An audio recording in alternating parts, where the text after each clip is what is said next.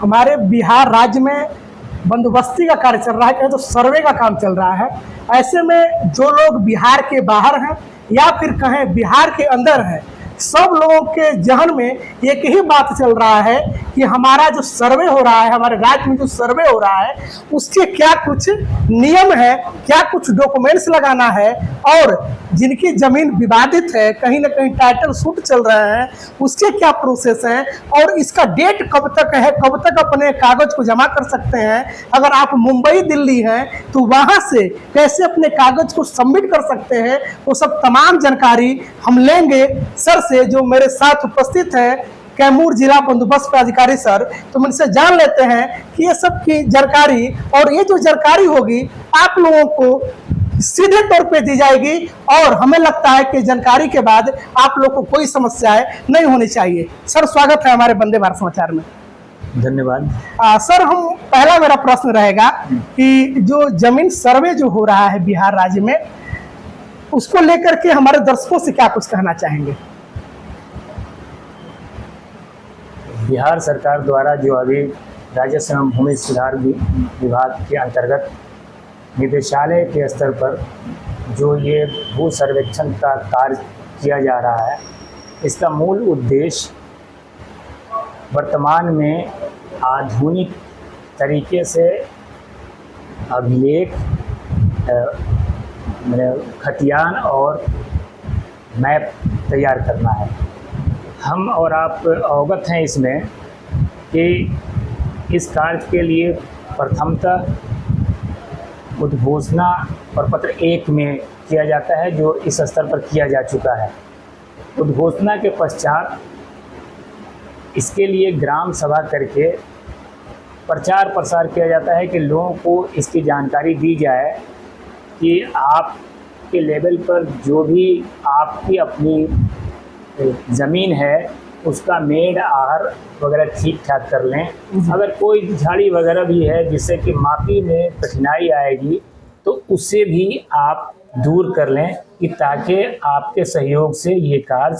भली भांति किया जा सके। इस उद्देश्य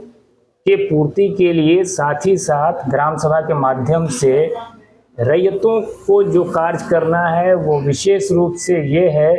कि वो प्रपत्र 2 और प्रपत्र 3 वन में अपना कागजात भरकर समर्पित करें। वो उसके लिए 2 तरह के कागजात बने हुए हैं। प्रपत्र 2 जो है वो उनके लिए हैं जो कि रैयत जीवित हों, उन्हें कोई वंशावली की आवश्यकता नहीं हो, तो वो प्रपत्र 2 के फॉर्मेट में अपना वो कागजात जमा करेंगे भरते हुए। और ऐसे रैयत जिनके पूर्वजों के नाम पर भूमि रही है और वो वर्तमान में जीवित नहीं हैं, तो ऐसी स्थिति में उन्हें प्रपत्र 2 के साथ साथ प्रपत्र 3 और जो संबंधित अनुलग्नक है उसके साथ भरकर जमा करना है। और इसका उद्देश्य है कि उसमें वंशावली वो दें, कि ताकि पता चल सके कि जिनके नाम पर ये खतियान में या रजिस्टर 2 में उनके पूर्वज के नाम पर भूमि है, तो आज के तिथि में वो कैसे अपने आप को वारिसान बता रहे हैं। तो उसके लिए प्रपत्र 3 वन में यही है कि वो कैंप शिविर में स्वयं की वंशावली बनाकर जमा करेंगे, जिसमें उनका नाम, उनके पिता पति का जो संबंध होगा वो नाम दर्ज करना होता है, और साथ ही जिनके नाम पर ये भूमि खतियान या रजिस्टर 2 में दर्ज है उस कॉलम में स्वयं बना हुआ है, जिसमें दर्ज करना होता है कि फलां के नाम पर ये मेरी भूमि खतियान में दर्ज है या रजिस्टर 2 में दर्ज है, और उसके अनुसार हम उसी खतियान या रजिस्टर 2 के आधार पर अपना वंशावली बनाकर हम समर्पित कर रहे हैं। तदनुसार इस वंशावली के आधार पर हम ये अपना दावा कर रहे हैं कि ये जो भूमि हमारे पूर्वजों की है वर्तमान में हमारे शांतिपूर्ण दखल कब्जे में है और किसी तरह के न्यायालयीय विवाद से मुक्त है और आपसी विवाद से भी मुक्त है। ऐसी स्थिति में वो उस पर अनुरोध करते हैं कि आप जो अभी वर्तमान में सर्वे का कार्य करते हुए आप ROR अर्थात खतियान तैयार करने जा रहे हैं, इसमें हमारा खाता खोलकर उसमें सभी खसरों का डिटेल्स दर्ज करते हुए कृपया खतियान तैयार करें। और तब उसके नीचे जितने लोग क्लेम कर रहे हैं कि हम इनके वंशज हैं, वो अपना हस्ताक्षर करते हैं और साथ ही इसमें आधार कार्ड और मोबाइल नंबर भी दर्ज करते हैं, इस उद्देश्य से कि ताकि जो सरकार का उद्देश्य है कि अब हम सब चीज़ को ऑनलाइन कर देंगे, एक क्लिक में जो भी रैयत चाहेंगे कहीं से भी दुनिया के किसी हिस्से में बैठे हुए देख सकते हैं कि किस खाता किस खसरे में कितना रकबा, कौन उनके चौहद्दीदार हैं, कितना उनका जमाबंदी नंबर है, वो सब उनको नज़र आ जाएगा। तो इस उद्देश्य से आधार कार्ड का छाया प्रति और मोबाइल नंबर लिया जा रहा है। मोबाइल नंबर से ग्रुप मैसेज देने में लोगों को आसानी होगी, इस उद्देश्य से मोबाइल नंबर भी लिया जा रहा है। उसके पश्चात हम देखेंगे उसी वंशावली के पृष्ठभाग पर जब जाएंगे तो उसमें स्पष्ट रूप से अंकित किया हुआ है कि वंशावली जो मेरे द्वारा या हमारे द्वारा समर्पित किया जा रहा है, उसके आधार पर दखल कब्जा हम लोगों का निम्न प्रकार है। मेरा या हम लोगों का जो स्थिति बनती है निम्न प्रकार है। उसमें पुनः रैयत के पिता और उसके बाद खाता, खसरा, रकबा और जमाबंदी नंबर इत्यादि दर्ज करते हुए पुनः रैयतों द्वारा जो वंशावली समर्पित कर रहे हैं, ये दोहराया जाता है कि हम ये डिक्लेयर करते हैं कि उपरोक्त भूमि हमारे शांतिपूर्ण दखल कब्जे में है और किसी तरह का टाइटल सूट या डिस्प्यूट से मुक्त है। अतः आपसे अनुरोध है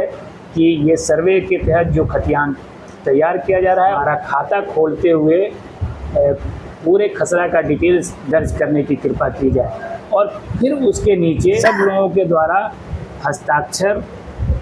करना है और अनुलग्नक उससे जो संबंधित है वो अनुलग्नक भी संबद्ध करना है, ताकि उस आधार पर ये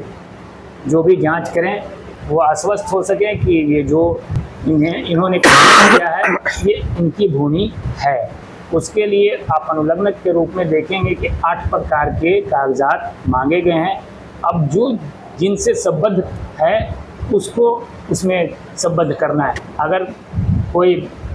खतियानधारी मृत हो गए हैं और ऐसी स्थिति में ये मांगा गया है कि उनके मृत के तिथि ऑब्लिक वर्ष आप अंकित करें। अगर तिथि नहीं पता है तो वर्ष अंकित करें। दूसरा है कि आप रसीद लगाएं, जमाबंदी नंबर अंकित करें जिससे कि स्पष्ट हो सके कि जमाबंदी संख्या चल रही है इसकी। और उसके साथ साथ जब दावा आप कर रहे हैं कि ये ज़मीन हमारी है तो दावा करता का ये दायित्व बनता है कि उससे संबंधित जो साक्ष्य है वो लगाएं कि ताकि जिसके आधार पर ये माना जा सके कि दावा के सपोर्ट में ये दलील उन्होंने दिया है। अगर कोई केस टाइटल सूट वगैरह के तहत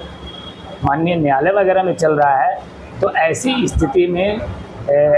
वो कागज़ भी समर्पित करेंगे और अगर डिक्री हो गया है, फाइनल हो गया है वो केस, तो उसका सच्ची प्रतिलिपि वो संलग्न करेंगे ताकि उससे स्पष्ट हो सके कि इनके हक में ये फैसला है। और उसके पश्चात जो आधार कार्ड है और मोबाइल नंबर है वो देना सुनिश्चित करेंगे। हम समझते हैं कि इससे स्वतः स्पष्ट हो जा रहा है कि अगर किसी कोर्ट से या लोक अदालत से या फिर सरपंच के माध्यम से किन्हीं के द्वारा पूर्व से कोई वंशावली नहीं बनवाई गई है, वो स्वयं देना चाह रहे हैं तो वो दे सकते हैं। चूँकि नियमावली के रूल 9(4)C में देखेंगे तो वहाँ स्पष्ट किया गया है कि खाना पूर्ति के से पूर्व जो अमीन उस मौजे से संबंधित होंगे वो अपने कानूनगो के पर्यवेक्षण में ये वंशावली तैयार करेंगे और तैयार करने का उनका आधार जो 13 तैयार बना रहेगा, जिसको खतियान की विवरणी कहते हैं, जो प्रपत्र 5 में तैयार किया जाता है, उसके आधार पर ये वंशावली तैयार करेंगे और फिर लोगों के बीच अर्थात ग्राम सभा आम सभा में लोगों के बीच उसे रखेंगे और लोगों से एक तरह से उसकी स्वीकारोक्ति प्राप्त करेंगे कि ये जो वंशावली बनी हुई है ये अमुक व्यक्ति के द्वारा दिया गया, उनके द्वारा हस्ताक्षर किया गया है, ये सही है। वैसी स्थिति में जो वहाँ जनरल पब्लिक उपस्थित है, जनप्रतिनिधि उपस्थित हैं, उनसे ये प्रत्याशा किया जाएगा जो अमीन कानूनगो हैं कि आप इसके सत्य होने के दावा में आप भी हस्ताक्षर इस पर कर दें। तदनुसार उसे सही माना जाएगा। और यदि इस बीच हो सकता है कि या तो स्वयं जो खतियानधारी हैं या उनके लीगल जो हेयर हैं, जो उनके वारिसान हैं, अगर उस ज़मीन को बेच दिया है या कुछ हिस्सा बेच दिया उन्होंने और उस आलोक में कोई दूसरा व्यक्ति अपना साक्ष्य के साथ आ रहा है, तो उस वंशावली के पृष्ठभाग पर ही उनका डिटेल्स बनवाया जाएगा और वो संरक्षित किया जाएगा। इस आधार पर हम समझते हैं कि लोगों में आसानी हो जाएगी, वंशावली के लिए कहीं भाग दौड़ करने की आवश्यकता नहीं है। जी सर, हमारे जो दर्शक हैं जो जानकारी अपने दिया, कहीं ना कहीं वो जानकारी उनके लिए काम आएगी। सर, जो प्रपत्र 2 और प्रपत्र 3 की जो बात हम लोग कर रहे हैं, तो हम चाहेंगे कि सर प्रपत्र 2 का फॉर्म कैसे फिलअप करना है और जो कॉलम दिया उस कॉलम में क्या क्या दिया जाएगा, क्या क्या नाम रहेगा, वो सर हम चाहेंगे कि आप एक एक चीज़ उस पर बताते जाएं। प्रपत्र 2 और प्रपत्र 3 भरना कैसे है? प्रपत्र 2 जो है, प्रपत्र 2 ऐसे लोग जो कि उनके ही नाम पर ज़मीन है और वो जीवित हैं, प्रपत्र 2 केवल उनको भरना है। और ऐसे लोग जो कि मौरूसी ज़मीन या उत्तराधिकार से ज़मीन प्राप्त कर रहे हैं, उनको प्रपत्र 2 और प्रपत्र 3(1) दोनों भरना है। अच्छा। प्रपत्र 2 एकदम स्पष्ट है, 11 कॉलम के ये विवरणी इसमें है, जिसमें जब कोई भी रैयत अपना भरना चाहेंगे तो उसमें राजस्व ग्राम का नाम, थाना नंबर, हल्का नंबर दिया हुआ है। हाँ, स्पष्टता दिया हुआ है। ऊपर में ही पुलिस थाना अंचल का नाम, जिला का नाम ये दिया हुआ है। उसके नीचे जब वो आएंगे तो कॉलम शुरू होता है, जो 11 कॉलम है, जिसमें रैयत का नाम होगा और इसमें बताया जा सर, इसमें बताया। हाँ, रैयत का नाम होगा और जो उनके अंश अगरचे होंगे तो उसमें पिता के लिखने के बाद अंश भी खोल देंगे कि कितना कितना अंश किनका है, और अस्थाई पता देंगे जो स्वतः स्पष्ट है कि अस्थाई पता है। आप उसके बाद इनकी जमीन है, हाँ, अस्थाई पता अपना नहीं कि वो दिल्ली रह रहे हो तो दिल्ली का देंगे, नहीं, अस्थाई पता देंगे अपना, कहाँ के वो मैंने हैं रहने वाले, वो अस्थाई पता देंगे। अब है कि उसके पश्चात आप देखेंगे कि स्पष्ट लिखा हुआ है स्वामित्व या धारित भूमि का ब्यौरा का इसमें इंदराज किया जाना है। तो उसमें आप देखेंगे खाता नंबर है, खसरा नंबर है, रकबा है, चौहद्दी है, आप देखेंगे किस्म ज़मीन है, इस तरह से शेष को छोड़कर लगान जो दिया जाता है वो है। आप देखेंगे कि फिर 9वां कॉलम में जमाबंदी संख्या दर्ज है और अंत में आप जो 10वां कॉलम है, बहुत महत्वपूर्ण कॉलम है, उसमें भूमि पर दावा का आधार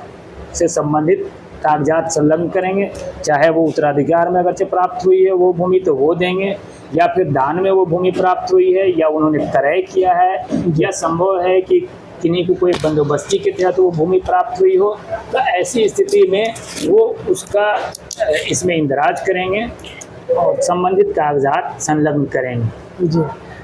सर, जैसा कि ये जानकारी है कि जैसे खाता नंबर जो देना है, खसरा नंबर जो देना है, तो सर जिनका ज़मीन जो है वो पूर्वजों से कई सारे लोगों के बीच में रहा है, जैसे उनका बंटवारा नहीं हुआ हो, जैसे कि परदादा के नाम से ज़मीन हो, उनके परदादा भाई रहे हों, दादा हो, दादा के बाद उनके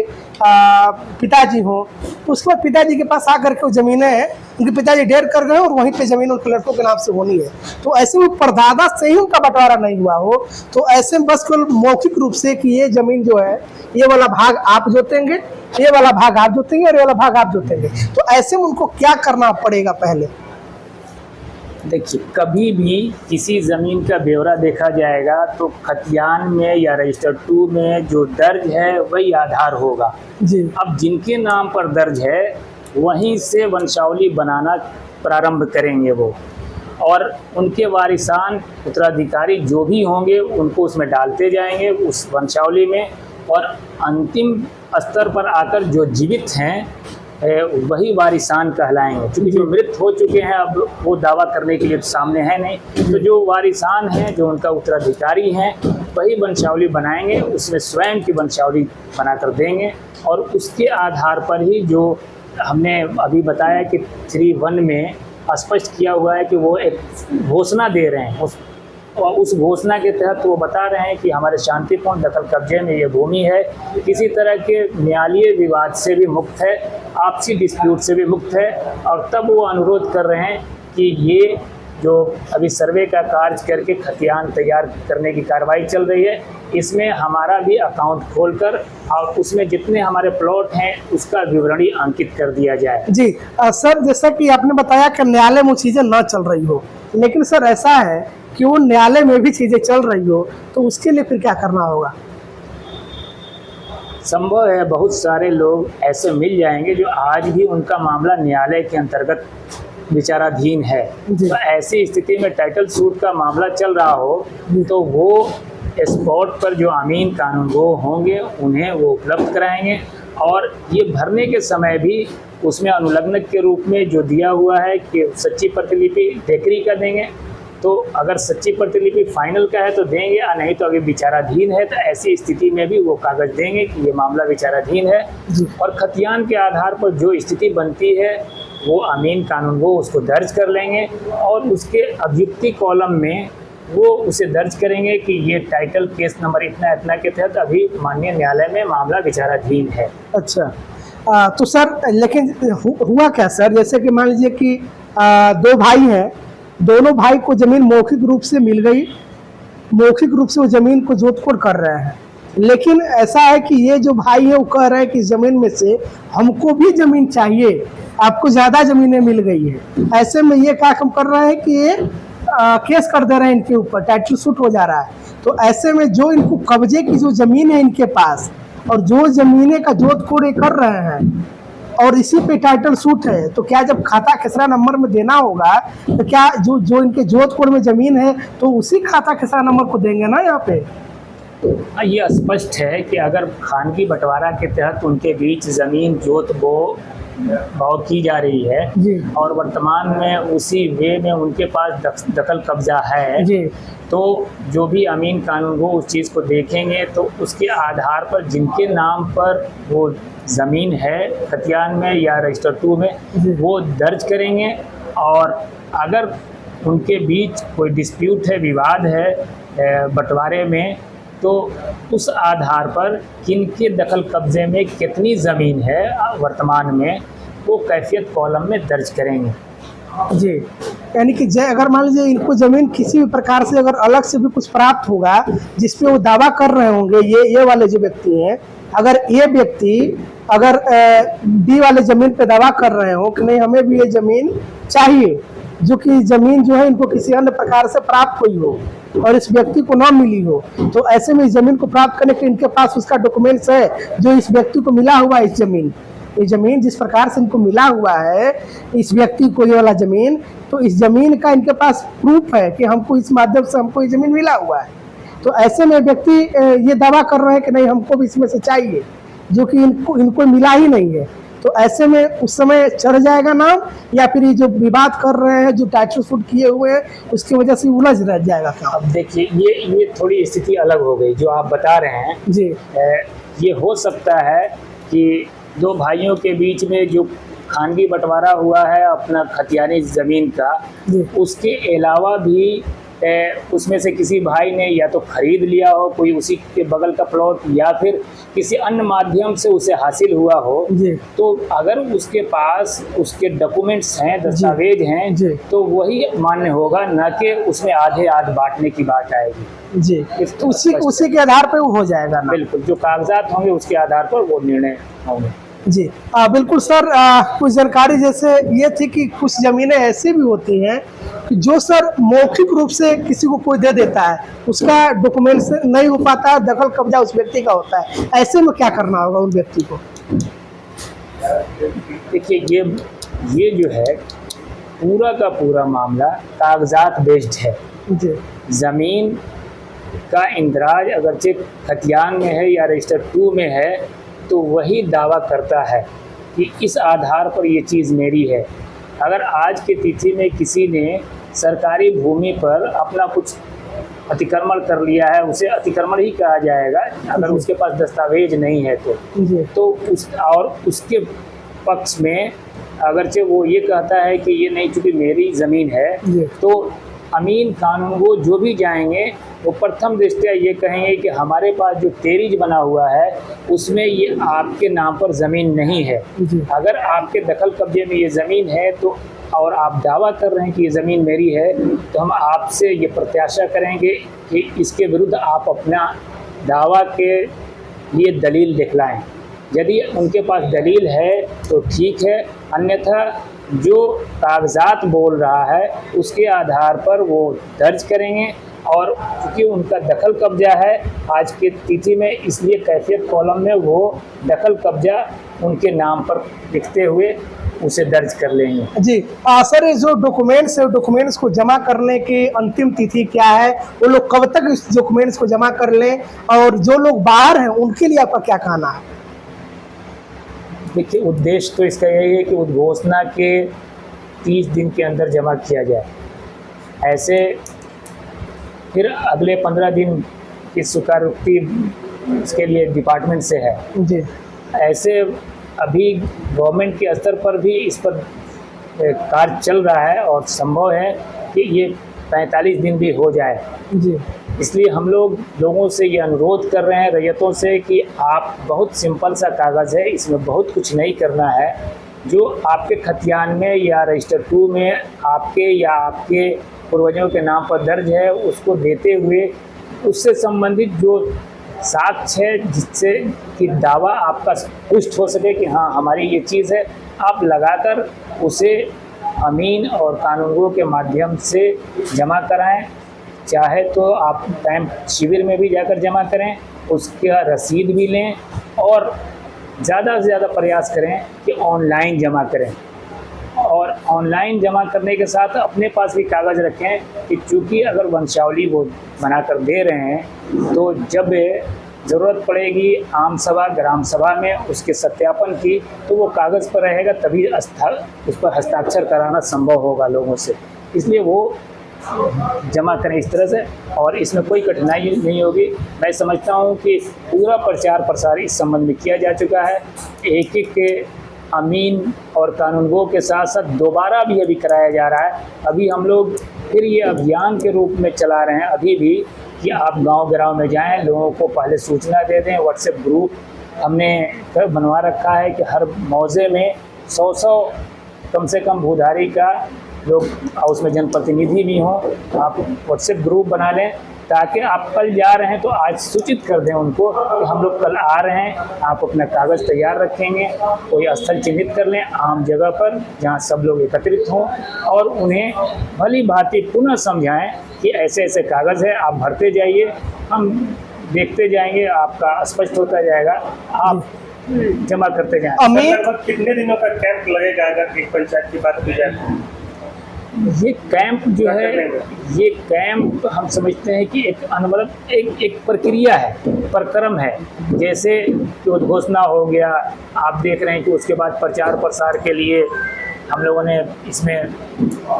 बहुत जगह कैंप लगाकर ये करके ग्राम सभा वगैरह का आयोजन करके आम सभा भी बुलाकर लोगों को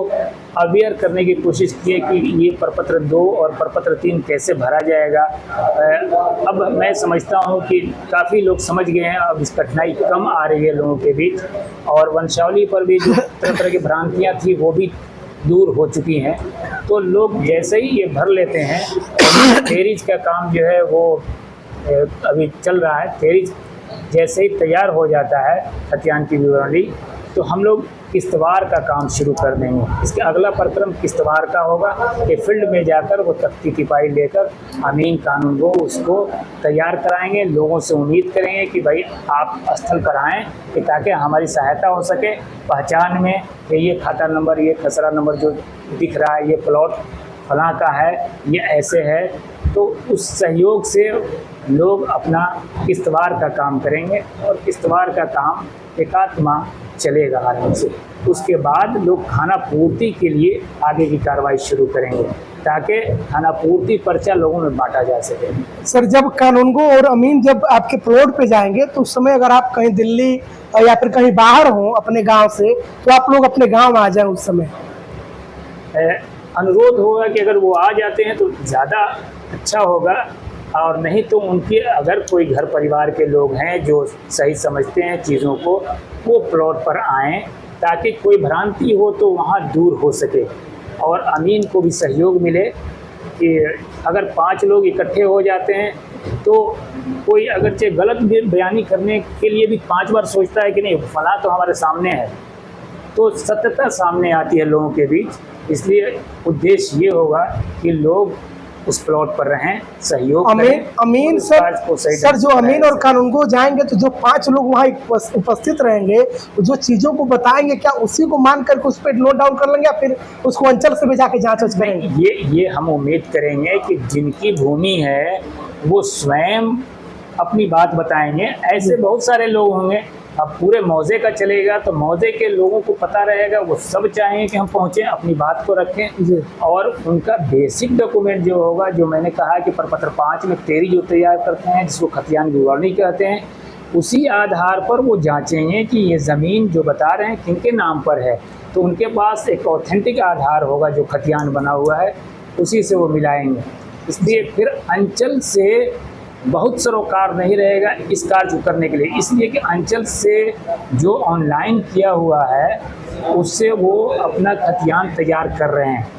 ऑनलाइन तैयार कर रहे हैं और उसी के आधार पर वो मिला पाएंगे कि किसके नाम पर ये दर्ज है। और आज जो क्लेम करने वाले लोग क्लेम कर रहे हैं वो कौन कौन उनके वारिसान हैं। जिस सर जमीन में टाइटल सूट चल रहा हो, तो क्या उस सर्वे के दरमियान क्या उस जमीन को यथावत उसी प्रकार से उनका खाता खोल करके छोड़ दिया जाएगा, फिर खाता भी खोलेंगे या फिर उससे क्या प्रोसेस है? तो देखिए आगे के प्रोसेस है, क्योंकि जिनके नाम पर खतियान या रजिस्टर 2 में दर्ज है वो तो पहले से किया जाएगा और मामला चूँकि न्यायालय में चल रहा है तो वो केस नंबर दर्ज कर दिया जाएगा जी। अब आगे जो हियरिंग वगैरह का स्टेज आएगा उसमें सुनवाई में अगर कोई ऐसी बात आती है तो उस बीच उनका कोई फैसला हो गया, कोई निर्णय आ गया, वो लगाकर देते हैं तो उस पर लोग सुनेंगे और तत्पश्चात उसके अनुरूप निर्णय लेंगे। और नहीं होता है तो उसी ढंग से वो इंदराज करेंगे, क्योंकि वो कोई ऐसा कोर्ट के रूप में फैसला नहीं देना चाह रहे हैं, देने जाने का उनका काम है। यथावत जो स्थिति है और आपकी जो सहमति है उसके अनुरूप इस कार्रवाई को करना है जी। जो पहले से टाइटल सूट चल रहे हैं जिस जमीन पे, वो जमीन यथावत, अगर कोई निर्णय नहीं आता है कोर्ट का तो जमीन यथावत बनी रहेगी, उसी अपने रूप में रहेगी। दर्शकों, प्रश्न तो बहुत हैं, समय का भी ध्यान देना है और तमाम दिमाग में प्रश्न आते जा रहे हैं और कहीं ना कहीं आपके भी दिमाग में बहुत सारे प्रश्न आ रहे होंगे, शायद उसको हम समझ नहीं पा रहे जितना हमको समझ में आया। लगा कि नहीं ये बेसिक जानकारी है, ये आप लोगों के पास जानी चाहिए, तो आप लोग उस जानकारी को प्राप्त कर लिए होंगे। और वैसे में आप लोग कमेंट बॉक्स में कमेंट जो करेंगे, हम प्रयास करेंगे कि जब एक पूरी जानकारी का एक संग्रह हो जाए तो संग्रह को हम एक पेपर पे नोट डाउन करके आए और एक बार सर से उस प्रश्न को भी पूछने का काम करेंगे। ऐसे में अगर जो आप कमेंट करेंगे उसकी जानकारी अगर हमें रहेगी तो हम आपको कमेंट में जवाब के तौर पे, हम आपको आंसर के तौर पे दे देंगे। लेकिन अगर जो जानकारी हमें भी नहीं रहेगी और वो प्रश्न आपके रहेंगे तो हम प्रयास करेंगे कि सर से आकर के उस जानकारी आप लोगों तक वीडियो के माध्यम से या फिर कहें तो कमेंट बॉक्स में जवाब के माध्यम से आप लोगों तक पहुंचाने का काम करें। क्योंकि वंदे भारत समाचार पर लगातार लोगों का ये प्रश्न आ रहा था, लगातार कॉल आ रहा था कि क्योंकि वंदे भारत समाचार हम लोग चीज़ों को एंथेटिक रूप से दिखाते हैं और कहीं ना कहीं प्रयास हम लोग करते हैं कि जो उससे संबंधित जो पदाधिकारी हैं उस बात को बताएं ताकि लोगों में एक विश्वास जगे। वैसे अभी तक से आप वंदे भारत समाचार का भाष्य पटेल देख रहे थे। मैं दिलीप चौबे, बहुत बहुत धन्यवाद।